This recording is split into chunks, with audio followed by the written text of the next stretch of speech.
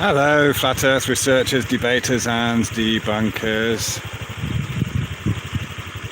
When I see a scene like this, with the buffalo there, wallowing in the mud and the birds around, and there's birds, swallows flying there, I just stop to appreciate it. And to me, that's luxury. I have a tiny bit of money. Hello, Zoo Scott. Hi, firsties. I got a little bit of money in my pocket because I've just done a fish and chips delivery. Hi, whale oil beef. Oh, nice to see you. I just wanted to share this scene with you. And to me, this is luxury. Here I am on a little moped, little bike, and I've just delivered this chips to some customers, but you know, I mean, isn't this fantastic? A little bit of rubbish on the side of the road there, you know, but this is just kind of down one of the back roads at Phuket. There's nice little houses out there, and there's a buffalo, you know, with the birds. You always get these birds with the buffaloes. They have this very symbiotic relationship. Of course, the buffaloes the birds eat maybe the ticks and stuff off the buffaloes, and the buffaloes disturb the ground, and then the birds get to eat whatever, snails and insects and stuff like that, you know. So yeah, I thought this was a scene worth sharing. So I hope you're all doing okay. And of course, this is a world away from the craziness that is pressed upon us day and night through the mainstream media. I'm having this kind of Pregret at the moment because, you know, my mother is 75, 76, and she's lining up for the shots. You know, she's got her letter from the government and she can't wait to do her bit. And of course, people have been convinced that they must do this to do their part for society so that they don't pass it on. But then it's like, well, you know, I can't. This is it. You know what it's like speaking. We will learn from experience, haven't we? You know, trying to talk to people close to us, relatives and stuff, about the things that we discover, and they just won't listen. And it's a shame. It's a real shame. So rather than try and argue and create you know, dis-ease between us, then all I'm doing is hoping that she won't go the same way as some of those elderly people in Norway that have taken the shots. But it's interesting that the Thai Prime Minister has actually said publicly that Thailand, or the Thais, is not a testing ground for experimental vaccines. All right, so even though, yes, I had to go through many hoops to get here and you know, the COVID tests and all that stuff and the quarantine, this is what I'm saying. I've said for a while here, you know, although people are doing the whole mask wearing and stuff like that, there is not a push for vaccines. In fact, there is wariness over the vaccines, and they're basically saying, you guys go ahead, you guys in the UK and America or wherever you are, you go ahead and test your vaccines on your population, but Thailand is not a place, or the population of Thailand are not to be used as guinea pigs in the vaccines. So they're not going to be pushing the vaccines on the public anytime soon, at least for a couple of years. Meanwhile, of course, we will still have to deal with all the kind of hoops and stuff to be safe, as it were. But I'm really pleased that there is that narrative there. There is an awareness of what's really going on. And so, you know, the Thai public are not going to be subjugated to these experiments by Big Pharma. Yeah. So yeah, hey John, yeah, that is something, isn't it? Yeah, I was really pleased to hear that. It's just okay. There's this kind of official stance on the whole issue there. So yeah, I'm really chuffed about that. Wish I could zoom in on that buffalo. He's just chilling there. He's covered in mud, or he or she has found a nice place to lie down. And yeah, So yeah, I think that's important news. That's it. I was going to make a kind of a video on that, but there we go. I've done it now. So that's really good. So yeah. And it's interesting, isn't it? Of course, Africa is the same, isn't it? Suddenly, there's no COVID in Africa because they've already had their dealings with the big pharma, and they know what a farce the whole thing is, and they know that. Of course, they're not joining in this whole thing. But wow, I'm sure we all know, just as the same as it is with Flat Earth. You try and talk to someone about this, and you try and present them with the facts. You try and present them with things that professionals are saying. They won't listen. They would just rather shoot the messenger. Hello, Mike. Is that Michael Lyon? Hello there. And One Truth, what is the feeling there? Do people feel unsafe? Well, that's a good question, One Truth. Obviously, there is this. Well, it's funny. My wife was saying earlier. There's more of a fear of being, put away for 14 days and quarantine and stuff like that than of catching any virus. But as I said, people are wearing masks. In fact, you can see people kind of even on going around their business on motorbikes in public. People are wearing masks, but to be honest, again, it's over in the UK, it's been something that's been put in place to kind of say, well, once you get the vaccines, you can come out of your rooms when you're good people and you can take your masks off. But then again, we know that's never going to happen because they'll just keep perpetuating it. But here, so people are compliant in that respect. There are laws. I mean, I do wear a mask when I go into the shops because they insist on it, and there are fines if you don't. It's like, okay, so people go along with it. But in private, no, people are not in the same way the English are, where you don't have to, people aren't insisting that you wear masks in their homes and things like that. They just do it to be because they're conscientious in public, and because they've been asked to do so, and it's like, well, okay, we'll do it, yeah. So hi, Corey. Does that make sense, One Truth? So yes, you go to go to a supermarket, and they you can write down your telephone number and stuff like that. One Truth, I haven't worn a mask since all this started. I feel 100%. Oh yeah, absolutely. I mean, I don't think people don't feel, this is it. Oh, it's okay. I haven't answered your question properly. People don't feel unsafe. No, there isn't this imminent threat. People are just going about their business as normal, but taking again the kind of public precautions. And it's funny because of course, you might go into a shop where there's no customers, so they'll be there without their mask on. But then a customer comes in, so they'll put their mask on. So it's more about being polite. And to be honest, I mean, it was quite normal. If you had a cough or a cold or something, and you would go to work, and you would usually wear a mask anyway. So it's kind of normal to see people wearing masks because they just, they're more conscientious in that respect. But no, there's not a fear. And of course, this is the whole thing, in the West,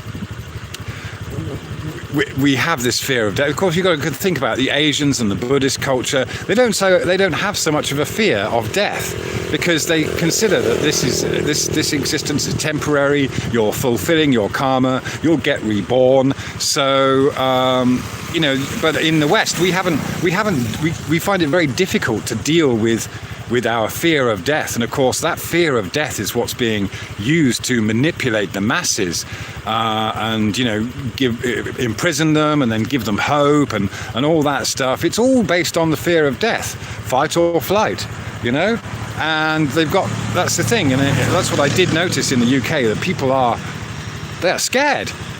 But also, I think for many people, it's like they get on their high horse. I've known people that want to get COVID. It's kind of like it's funny, isn't it? Yeah. So no, in the UK I didn't wear one, and I don't wear one going out and about in public, but I do put one on when I go into the shops, simply because I have to, and frankly I've got no choice if I want to shop there, and I have to. And you know, even when you go to the open air markets, then people are expecting you to wear a mask. So I do, you know, I just keep it round there. I mean, I just keep it, you know, I always leave my nose free so I can actually breathe. You know, yeah, I wish people in the West would wake up too. And of course, you know, that's the thing. We're all trying to do our best. We're all trying to be. It's funny, isn't it? When you're trying to help, the other day I tried to share information with my brother. I just tried to share the link to that video with the doctor. Was it Dr. Goldman talking? And just talking from her experience, making sense. And it's funny, isn't it? You know, there's a doctor who's in the industry, and because of the experience she had where she was told to not give out a certain medicine, hydroxy, whatever they call it, you know, and she was threatened with losing her job. She then started investigating it. Of course, she found out some of the things that a lot of us have already found out, you know, a year ago, looking into this stuff. Singe, man, you want to get COVID? We've probably already had it. Every single one of us has had it, for sure. It's just a cold, isn't it? It's a flu. Coronavirus. Yeah. Absolutely insane. Well, of course, now that I've said this, the video is going to get the things come up on it. So anyway, yeah. Oh, there's a heron. I think it's a heron. Yeah. Yeah. So anyway, I've got to get on. Yeah. Yeah. I mean, whether it exists or not, it doesn't matter. You know, the whole thing is the fear, the propaganda that's been put up around it, and of course that's what we've been warning people about. That's what we've been trying to inform people about.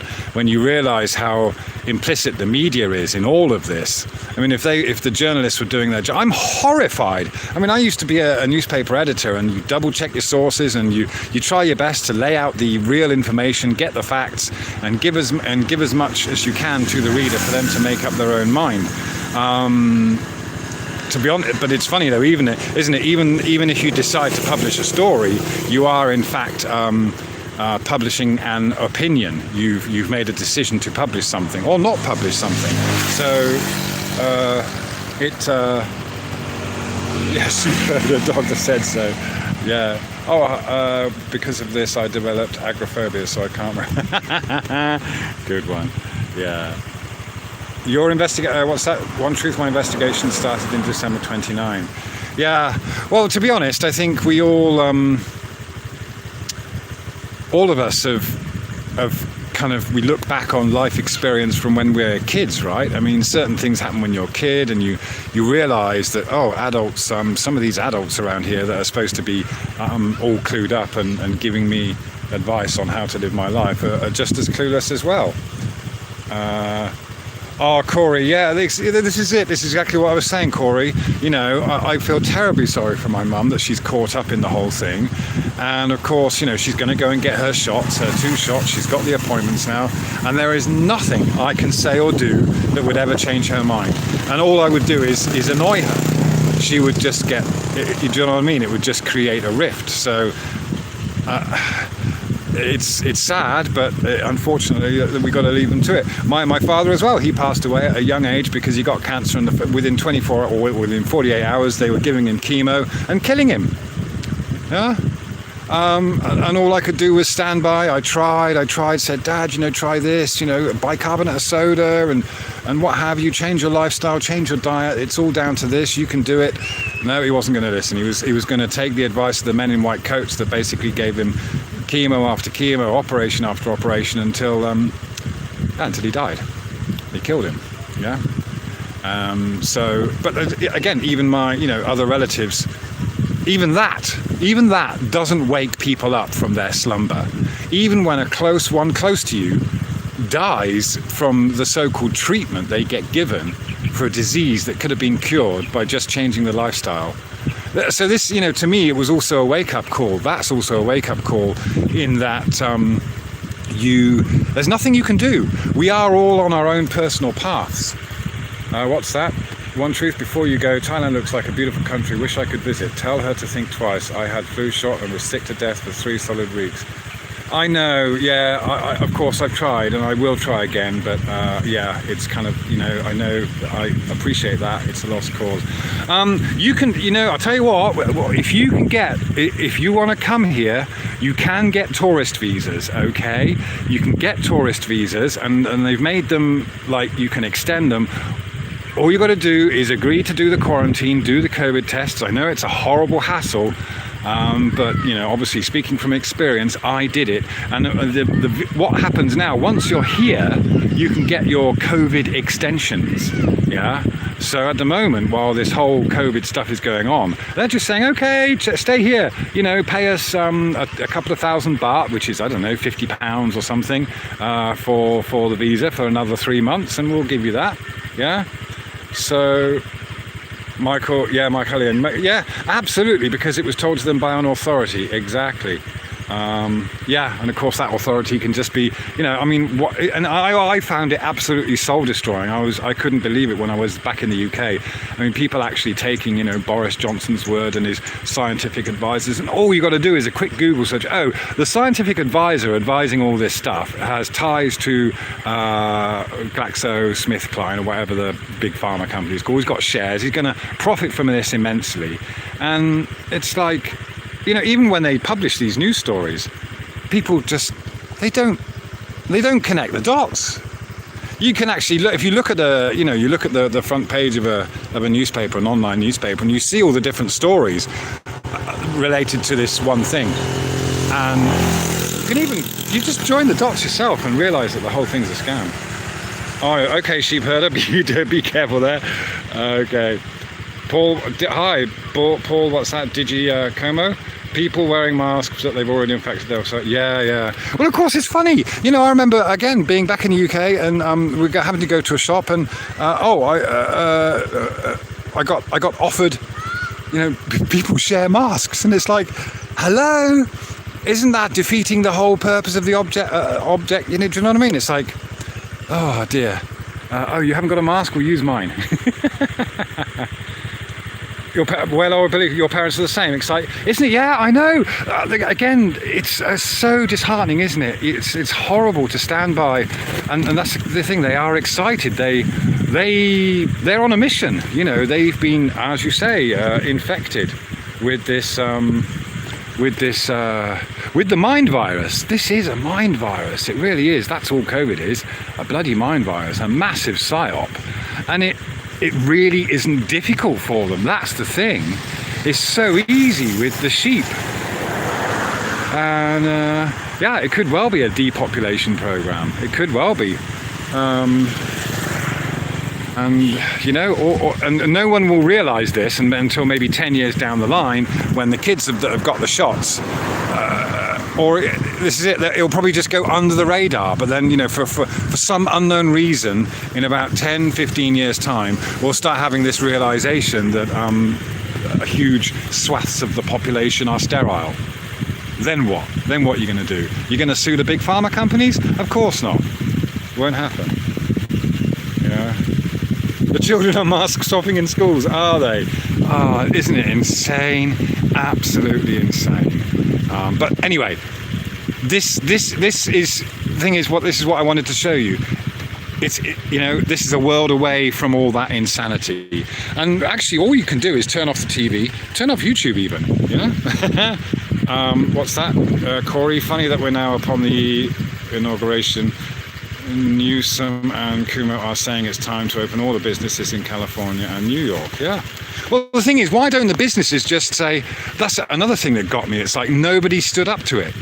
But you did have businesses kind of going underground. I mean, you would have like the shop owner would close up, but then he'd sit outside his shop and he would, customers or would call and stuff, and they'd go around the back. So the thing is, you end up creating an underground system, don't you? An underground black market. And what was that? One truth, a couple of things to remember. Never fear death, as it will visit each one. Yes. And take control of your own healthcare. I have all my doctor. Oh, brilliant. Nice one, One Truth. It's good to have that empowerment. And it is. You're right. That fear of death is constantly there. And to overcome that is quite an achievement. But it's not something you can do necessarily intentionally, is it?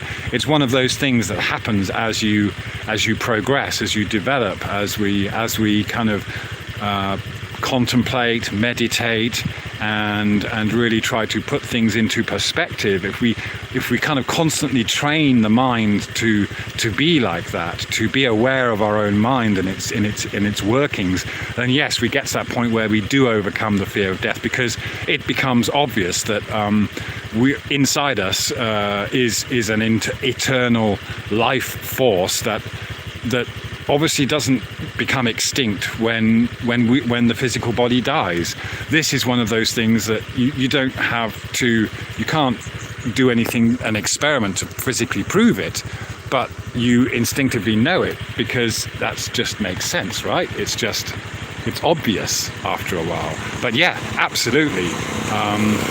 Most industries, especially the pharmaceutical industry, is done on this fear of death. Yeah.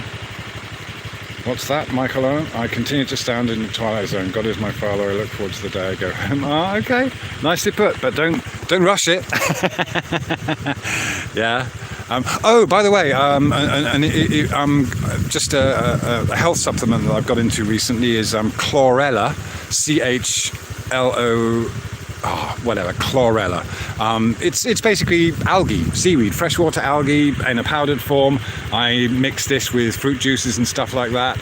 It's actually really good. I've been having it sorts out constipation and things like that, and it's helping my wife a lot as well. So yeah, all right, sheep herder. Yeah. Anyway, I will have to go. It's lovely to catch up with you all. All right. Take care, and we'll speak soon. Yeah? Thanks a lot.